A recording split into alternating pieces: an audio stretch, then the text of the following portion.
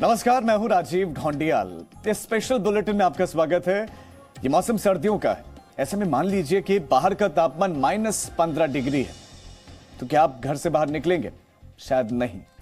लेकिन जिस तापमान पर खून को पत्थर बनते देर नहीं लगती, उस कठिन परिस्थिति में हमारे देश के सैकड़ों जवान सरहदों पर कुदरत से मुकाबला कर रहे होते हैं।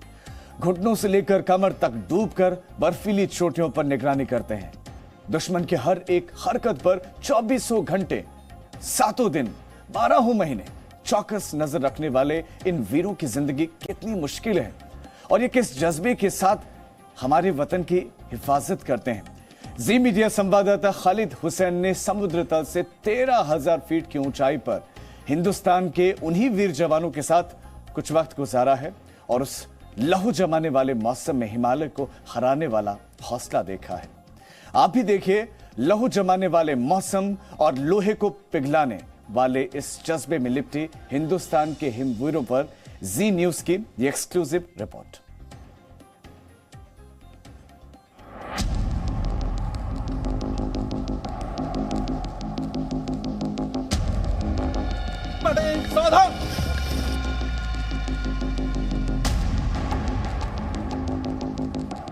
लहू नहीं, लफ्ज जम जाते हैं जहां, वहां ये उबलता जोश जवाने हिंद का है। किसी को कोई शक? जाने के लिए तैयार है? कुदरत जब पहाड़ पर बर्फ का समंदर बना दे, जब मौसम जमीन पर सफेद चादर बिछा दे, जब हिमालय पर सूरज की गर्मी भी समर्पण कर दे, तब हिंदुस्तान के कुछ जवान दुश्मनों की आहट पर आक्रमण के लिए तैयार हो रहे होते हैं।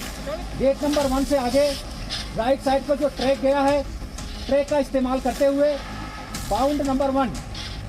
ये सीमा सुरक्षा बल की वो टुकड़ी है जिसे लाइन ऑफ कंट्रोल पर किसी संदिग्ध गतिविधि की खबर मिली है और इस टुकड़ी का कमांडर चंद मिनटों के अंदर दुश्मन की टोह में निकलने को तैयार हो जाता है। अगर एम्बुश होता है तो बताई गई ड्रिल के अनुसार कार्रवाई की जाएगी। Number 2 rifle group down. Briefing खत्म होते ही जवान निकल पड़ते हैं। इनके हाथों में अत्याधुनिक हथियार हैं। इनकी आंखों पर स्पेशल चश्मे हैं, शरीर पर स्पेशल क्लोथिंग और बुलेट प्रूफ शील्ड है और पांव में -15, -20 डिग्री के तापमान की चुनौती को रौंद डालने वाले स्पेशल बूट्स हैं। बर्फ में पांव घुटनों तक धंस जा रहे हैं। एक एक कदम चलना मुश्किल है, लेकिन जवान बढ़ते जाते हैं। इस वक्त हम नियंत्रण रेखा पर खड़े हैं और ये फॉरवर्ड पोस्ट है बीएसएफ की, जहां आप देख सकते हैं मेरे पीछे पेट्रोलिंग हो रही है नियंत्रण रेखा की। और इस वक्त अगर हम तापमान की बात करें तो तापमान माइनस में है, लेकिन रात का तापमान यहाँ -15 तक चला जाता है और यहाँ बर्फ की मात्रा जो है, जब पीक सीजन होता है विंटर्स का, तो 10 से 15 फीट की बर्फ जो है यहाँ जम जाती है। लेकिन ऐसे में भी बीएसएफ के ये जवान जो है देश की सुरक्षा करना नहीं भूलते हैं। यहाँ नियंत्रण रेखा पर लगातार वो 6-6 घंटे के बाद हर पार्टी जो निकलती है पेट्रोल करती है। पेट्रोलिंग के दौरान बर्फीली चोटियों पर बीएसएफ के जवान जो ट्रैक बना रहे थे, उसी के पीछे जी मीडिया की टीम भी कुछ दूर तक गई। जी मीडिया संवाददाता खालिद ने धर्मेंद्र नाम के जवान से पूछा कि इतनी हिम्मत कहां से आती है उनमें। सर, देश के लिए हम अपनी जान दे सकते हैं, दूसरी जान ले भी सकते हैं। देश के लिए बलिदान का ये जज्बा वही महसूस कर सकता है जो इस जगह पर मौजूद हो। बीएसएफ के सब इंस्पेक्टर अरुण बताते हैं कि इतना हाई मोराल मेंटेन कैसे होता है। एक तो सबसे पहले हमें देशभक्ति का वो जज्बा जो कि यहाँ पे हमारा मोराल और मोटिवेशन हमेशा अप रखता है। 13,000 फीट की ऊंचाई पर यह जम्मू कश्मीर का वो इलाका है जहां सर्दियों में पाकिस्तानी आतंकवादी घुसपैठ की कोशिश करते हैं और इन्हीं दिनों में यहां कुदरत का भी कोल्ड अटैक होता है। एवलांच तक का खतरा होता है। देखा है कि ऐसे जो परिस्थितियां होती हैं, इनमें अक्सर एवलांच का भी खतरा रहता है, बर्फीले तूफान आते हैं, तो उस सब से निपटने के लिए भी क्या आपको सक्षम बनाया जाता है? जी, इस तरह की हमारी ट्रेनिंग है। योलांच इस इलाके में अक्सर योलांच आने का खतरा हमेशा बना रहता है। ऐसी परिस्थिति में हमें परिस्थिति से निपटने के लिए हमें उस तरह की ट्रेनिंग ऑलरेडी मिली हुई होती है। इतनी ऊंचाई पर जब तापमान -15 डिग्री तक गिर जाए तो इंसान का सांस लेना भी मुश्किल हो जाता है। हवा में ऑक्सीजन का लेवल कम होता है, लेकिन बीएसएफ के इन जवानों को मौसम का मुकाबला करने के हर उपाय मुहैया कराए गए हैं। और आप देखिए कैसा ये पेट्रोल है, इनको जो ग्लासेस दिए गए हैं जिससे कि बर्फ में ये बच सकें। इनके शूज़ अगर आप देखें तो ये स्पेशल किस्म के शूज़ हैं जो बर्फ में इनको फ़ायदा देते हैं, चलने के लिए इनके पैरों को गर्म रखते हैं। और हथियार देखिए, इनके पास जो है नवीनतम हथियार दिए गए हैं ताकि ये दुश्मन से लोहा ले सके। और कहीं ना कहीं अगर हम बात करें तो पूरे जो सीमा सुरक्षा बल है उनके जवानों को सक्षम बनाया गया है ताकि वो किसी भी परिस्थिति से निपट सके। मैं आले दर्जे की ट्रेनिंग दी गई है जिससे इस हालात से हम निपट सकते हैं। नियंत्रण रेखा पर सालों भर 24 घंटे दुश्मन पर नजर रखने वाले बीएसएफ के इन जवानों की उम्दा ट्रेनिंग के अलावा अब वो सहूलियतें भी मिली हैं जिनसे इन्हें किसी भी मौसम में ड्यूटी करने में आसानी होती है। भारत सरकार ने, बीएसएफ हेडक्वार्टर ने काफ़ी सुविधाएं देने की कोशिश करी है अभी हाल के वर्षों में, चाहे उनको लिविंग बंकर्स की व्यवस्था सुधारने की बात हो या बहुत सारे इक्विपमेंट्स नए दिए गए हैं। लेकिन तमाम सहूलियतों के बावजूद इन इलाकों में पेट्रोलिंग और चौकसी करना आसान नहीं। बीएसएफ के आईजी राजा बाबू सिंह बताते हैं कि इसमें सेना की ट्रेनिंग काम आती है। हमारे जो ट्रेनिंग सेंटर है वहाँ से लेकर के बीच में जो कोर्सेज चलते हैं, और ख़ास बात यह है कि कश्मीर थिएटर में इंडक्ट होने से पहले जो प्री इंडक्शन ट्रेनिंग दी जाती है आर्मी के सुपरविज़न में, वो सारी काम आती है। और आर्मी के साथ हम कंधे से कंधा मिलाकर के काम करते हैं। सेना की ट्रेनिंग और बीएसएफ के उसूल ही हैं जो हिंदुस्तान की इन सरहदी इलाकों से पाकिस्तानी घुसपैठियों को भारत की जमीन पर पैर रखना मुश्किल हो गया है। और यही कारण है कि इस बार हमने इन्फिल्ट्रेशन जो है बहुत ही कम देखी है, और जीरो इन्फिल्ट्रेशन अगर हम कहें वो हुई है। वो इसी कारण है कि सेना, सीमा सुरक्षा बल इन सीमाओं की सुरक्षा में इन कठिन परिस्थितियों में भी लगे रहते हैं। कैमरा पर्सन फाम मंजूर के साथ Khalid Hussain, Zee media, forward post, Gulmarg.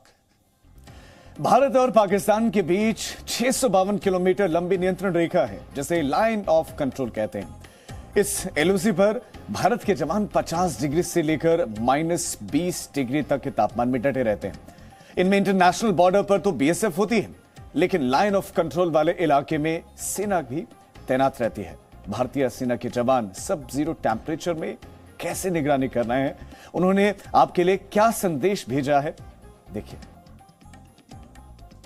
आजा आजा जिंदे शामी आने के तले, आजा जरी वाले नीले आसमाने के तले। जय हो, जय हो। आजा आजा जिंदे शामी आने के तले, आजा जरी वाले नीले आसमाने के तले। जय हो, जय हो। नया वर्ष, हिमालय की चोटियां, हिंदुस्तान की सेना और देशवासियों को नववर्ष का शुभकामना संदेश।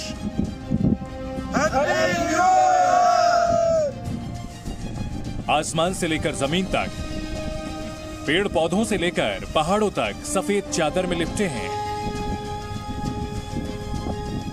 और बीच में हिंदुस्तान के हिमवीरों ने तिरंगे की शान बिखेर रखी है। ये जम्मू कश्मीर के कुपवाड़ा में लाइन ऑफ कंट्रोल पर तैनात भारतीय सेना के जवानों की तस्वीरें हैं। सर्दियों में जब आसमान से यहां सफेद मुसीबत बरसती है, तब भी हिंदुस्तानी सेना के ये जवान अपने मुल्क की माटी की निगहबानी में डटे रहते हैं। तापमान 0 डिग्री से नीचे भले चला जाता हो, लेकिन भारतीय सेना के जवानों का हौसला कभी ठंडा नहीं पड़ता।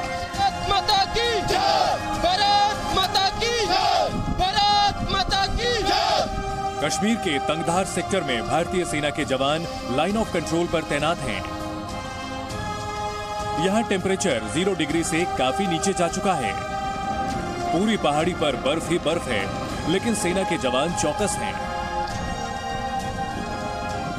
हमारे लिए यहाँ पर सबसे बड़ा चैलेंज जो है वो मौसम ही है। हम इस मौसम के लिए हमेशा तैयार रहते हैं, पूरा साल हम इसकी तैयारी करते हैं। इसके अलावा जब मौसम बहुत ख़राब हो जाता है और तेज़ बर्फबारी हो जाती है तो यहाँ एवलांच का खतरा भी बहुत बढ़ जाता है। सर्दियों के मौसम में हिमालय के इन इलाकों में कभी बर्फीले तूफान तो कभी एवलांच का खतरा बना रहता है।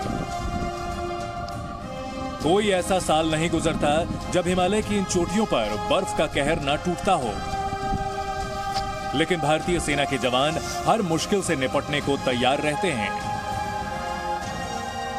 ज़्यादा बर्फबारी के बाद यहाँ रास्ता बंद हो जाता है और उसके बाद जब भी रास्ता खुलता है, सिविल ट्रैफिक मूव करने से पहले हमारी एवलांच रेस्क्यू टीम और हमारी मेडिकल टीम किसी भी एवलांच की सिचुएशन या मेडिकल सिचुएशन के लिए हमेशा तैयार रहती है। हिंदुस्तान की सेना के ये जवान 24 घंटे हिमालय का चैलेंज कबूल करते हैं। कुदरत से दो हाथ करते हैं क्योंकि इनका जज्बा फौलाद से भी मजबूत और हौसला हिमालय से भी ऊंचा है। बाकी हमारे पास जो इक्विपमेंट्स हैं जो कि कम से कम तापमान में काम करते हैं, हमारे हथियार, हमारी विंटर क्लोथिंग हमारे को इतना सक्षम बनाती है कि हम फेंस पर 24 घंटे एकदम तैयार रहकर निगरानी कर सकते। भारतीय सेना के जवानों को ऐसे कठिन हालात में डटे रहने के लिए उम्दा सहूलियतों की जरूरत होती है और इनका कहना है कि पिछले कुछ साल से इनके पास इतने इंतजाम हो चुके हैं कि हिमालय के कठिन हालात के सामने ये डिगते नहीं। हमारे को जहाँ बहुत ही अच्छा और उम्दा किस्म का खाना मिलता है। हमारे यहाँ कुक हाउस है और लंगर है जहाँ पे हम बिल्कुल गर्म खाना खाते हैं। अपने घर से दूर, परिवार से दूर, नए साल के मौके पर हिंदुस्तानी सेना के जवान आम देशवासियों वाली खुशियों से दूर भले रहते हैं, लेकिन ये जहां भी रहते हैं हिंदुस्तान का दिल वहीं धड़कता है। जी बिल्कुल, हम अपने घर वालों को मिस करते हैं। इसके लिए हमारे को समय समय से छुट्टी भेजा जाता है। इसके अलावा जब हम ड्यूटी से रिलीज होते हैं तो हमारे को इतना सफिशिएंट टाइम मिल जाता है कि हम अपने घर और परिवार वालों से बातचीत कर सके।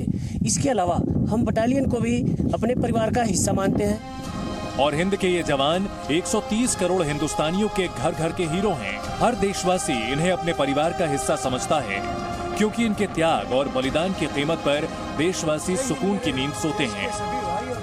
मनीष शुक्ला के साथ ब्यूरो रिपोर्ट, जी मीडिया। कोविड और ओमिक्रॉन से बचाइए, खुद की सुरक्षा रखिए। जय हिंद। तो ये है हिंद के हिमवीरों का हौसला, जिसके आगे हिमालय की चुनौतियां भी कम है। लेकिन इसी हिमालय की गोद में ड्रैगन ने अब नया ड्रामा शुरू किया है।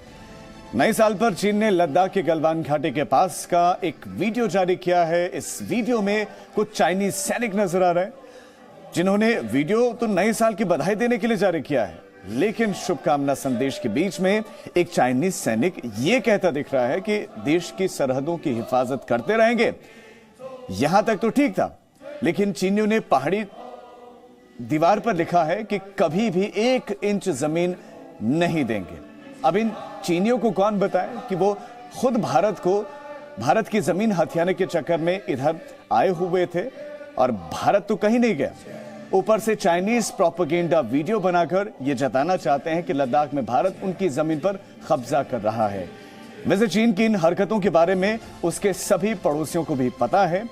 चीन की सरकार और सेना अक्सर ऐसे प्रोपेगेंडा का सहारा लेती है और पिछले दिनों तो उसने अरुणाचल प्रदेश के 15 इलाकों का नाम चाइनीज में रख दिया था और यह दावा किया था कि प्राचीन काल में उस इलाके में इन्हीं नामों से उन इलाकों को जाना जाता था।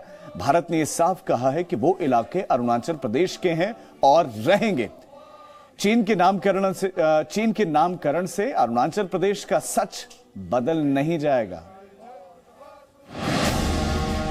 चीन के घुसपैठिए सैनिक दर्जनों बार लाइन ऑफ एक्चुअल कंट्रोल पर घुसने में नाकाम हुए। चोरी छिपे भारत की जमीन पर घुसाने और तरह तरह के निर्माण करने की कोशिश करते चाइनीज पकड़े भी गए और खदेड़े भी गए। लद्दाख में तो चाइनीज फौज ने गलवान में हमला किया। चीन की सेना ने पैंगोंग में दखल करने की भी हर मुमकिन कोशिश की, लेकिन तमाम चालबाजियों के बावजूद ड्रैगन भारत की जमीन पर कब्जा करने में नाकाम रहा। तो अब चीन ने चली है नामकरण चाल।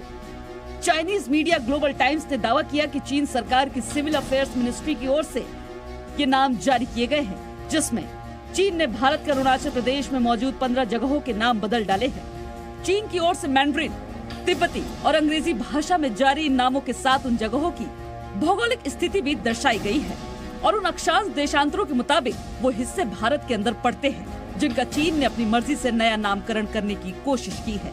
इन 15 नामों में 8 रिहायशी इलाकों के नाम हैं जो अरुणाचल प्रदेश में है। इसके अलावा चीन ने 4 पहाड़ी इलाकों का नाम भी रखा है जो भारत में है।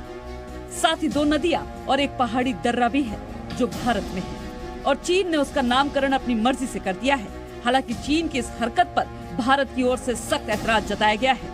भारत के विदेश मंत्रालय के प्रवक्ता अरिंदम बागची की ओर से कहा गया है कि हमने ये रिपोर्ट्स देखी है। ये पहली बार नहीं है कि चीन ने अरुणाचल प्रदेश के इलाकों के नाम बदलने की कोशिश की है। चीन ने अप्रैल 2017 में भी ऐसी ही एक कोशिश की थी। अरुणाचल प्रदेश हमेशा से भारत का अभिन्न हिस्सा रहा है और रहेगा। अरुणाचल प्रदेश की जगहों के नए नाम रखने से ये तथ्य बदल नहीं सकता। भारत की जमीन कब्जा करने की चाइनीज नीयत पहले भी बेपर्दा हो चुकी है, क्योंकि 3488 किलोमीटर लंबी लाइन ऑफ एक्चुअल कंट्रोल के पूर्वी उत्तरी सिरे पर अरुणाचल प्रदेश को चीन जबरन तिब्बत का हिस्सा बताता रहा है। चीन की हेकड़ी इतनी बढ़ चुकी है कि भारत में चाइनीज एम्बेसी ने 6 भारतीय सांसदों को एक चिट्ठी लिखी है। इस चिट्ठी में तिब्बत के प्रशासन द्वारा आयोजित एक कार्यक्रम में उनके शामिल होने पर ऐतराज जताया है। इस पर all party Indian parliamentary forum for Tibet के संयोजक सुजीत कुमार ने भी सख्त विरोध जताया है। इंडिया को एक स्ट्रॉन्ग स्टैंड लेना चाहिए और मैं तो पर्सनली मैं मानता हूं कि इंडिया को वन चाइना पॉलिसी को रीथिंक करना चाहिए। और क्योंकि चाइना को आप जितना डरेंगे, जितना आप उस पर झुकेंगे, वो उतना ही झुकाएगा, उतना ही डराएगा। भारत में चाइनीज राजदूत ने जो दुस्साहस दिखाया है वो किसी भी डेमोक्रेटिक मुल्क के अंदरूनी मामलों में दखल से कम नहीं है। ऐसे में लाल तानाशाही से चलने वाले चीनी राजदूत को लोकतांत्रिक देश के तौर तरीकों के बारे में समझना बेहद जरूरी है। खासकर जिस तिब्बत पर चीन ने अवैध कब्जा किया हुआ है, वहाँ की कला, संस्कृति और डेमोग्राफी को बर्बाद करता जा रहा है। उस सूरत में चीन की इस हरकत को बिल्कुल बर्दाश्त नहीं किया जाना चाहिए। Presenting B News app, available on Google Play and App Store. Download it now.